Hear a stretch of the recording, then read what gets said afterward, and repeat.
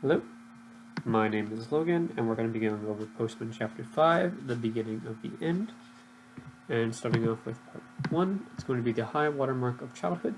It's a period between 1850 and 1950 that marked a point of separation between the adult and the child.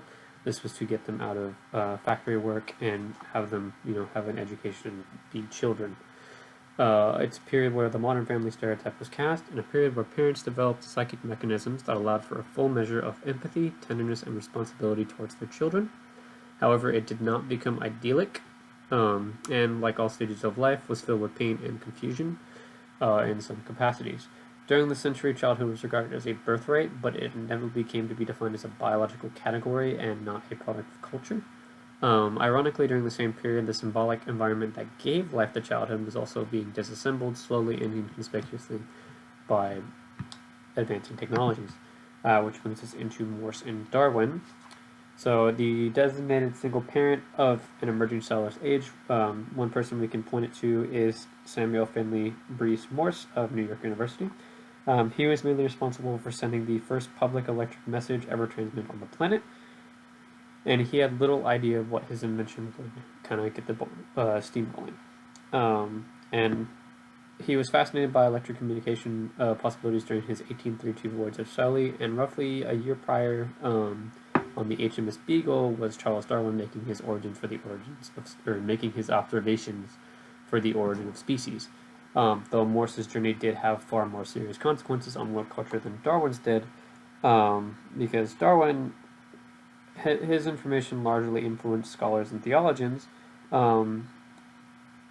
and he had put in the book, as I write, millions of Americans are engaged in a struggle to defame the assumptions embodied in Darwinian thought, that their struggle is vain and pathetic is not to the point, which is simply that, and the quote at the bottom, one can live without believing in evolution, but everyone must confront the conditions of electric communication. No matter where or how one lives, or by what creed, it is Morse, not Darwin, who dictates how one's affairs must be managed and how one's consciousness must be directed. So that was on page 69. And this is moving into the section of electric environment, where we as man live in an electric environment, and our nature changes and transforms our private identity, and it is merged into the corporate whole. We become a mass man. It's a phenomenon of electric speed and not physical quantity. And it was first noticed in the age of radio, but it came unnoticed with the invention of the electric telegraph, so it didn't get noticed till later on. And the invention of telegraph allowed the speed of a message to exceed the speed of a human body. It deleted both time and space from the dimensions of human connection and allowed disembodied information to surpass both written and printed word. Because originally, we were only allowed to get information as far as we could carry it. With the invention of the telegraph, that became less of a problem. It turned the world into a simultaneity and instancy that went beyond human experience and eliminated the likes of personal style and human personality itself as the aspect of communication.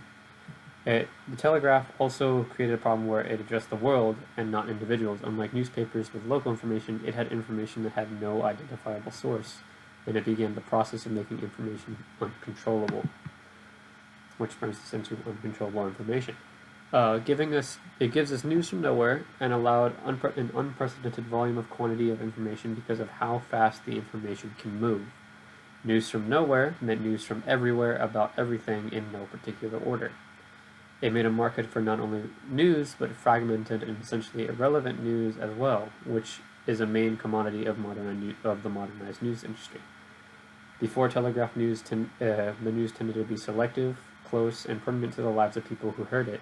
Afterwards, the news became unselective and unusable, with everything and nothing coming to people for their news, which could pertain to them, but also could not at the same time.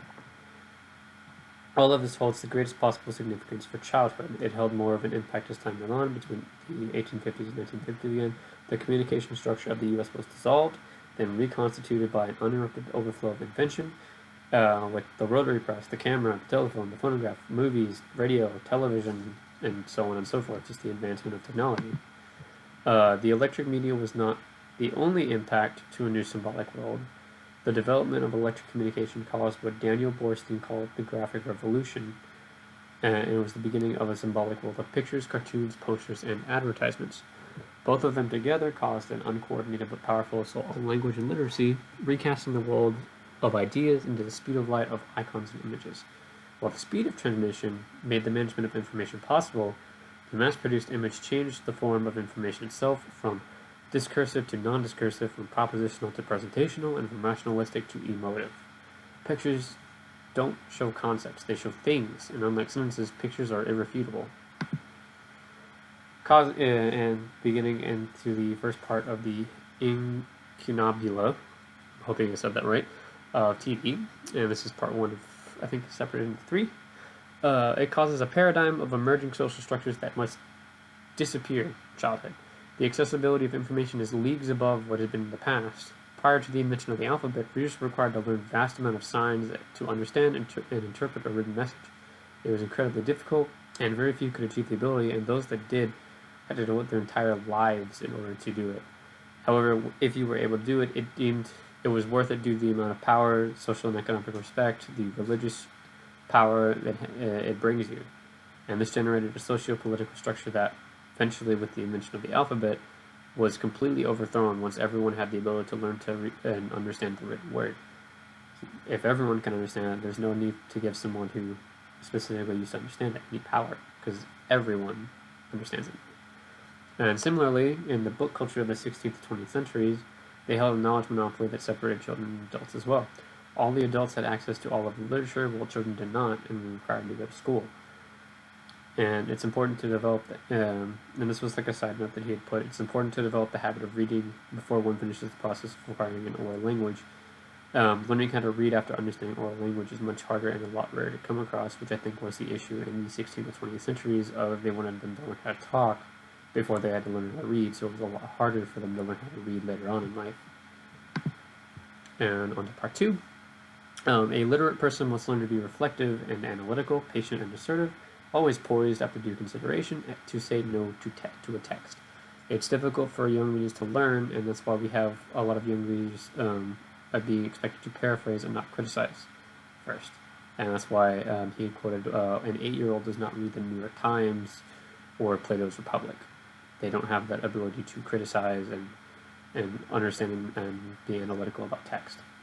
However, with television, the basis of that hierarchy completely collapses, with TV being first and foremost a visual medium. Although language is heard on television and sometimes assumed importance, it's the picture that dominates the viewer's consciousness and carries a critical meaning. In the most basic form, people watch television. They don't read it, they don't really listen to it, it's mainly a visual medium.